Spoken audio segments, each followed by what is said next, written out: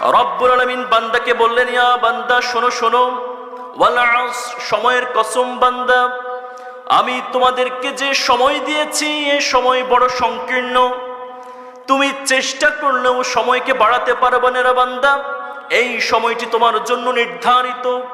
সুতরাং সময় থাকতে থাকতেই নিজেকে পরিবর্তন করে নাও, সময় থাকতে থাকতেই সেই সময়ের মূল্যায়ন করো। যদি মূল্যায়ন করতে পারো রে বান্দা, তাহলে তুমি তোমার রব্বুল আলামিনের খুব কাছের বান্দা হয়ে যাবে। সুবহানাল্লাহ, ভাগ্যবান বান্দা হবে তুমি। এরপর আল্লাহ রাব্বুল আলামিন বললেন, যদি তুমি সময়ের মূল্যায়ন করতে না পারো রে বান্দা, যদি সময়কে তুমি হেলায় ফেলায় দান করো, সময়কে যদি তুমি এভাবে অতিবাহিত করো, একদিনে সময় তোমাকে ধিক্কার মেরে চলে যাবে রে বান্দা, তুমি তখন হবে ক্ষতিগ্রস্তদের মধ্যে একজন। আমরা কি ক্ষতিগ্রস্ত হতে চাই?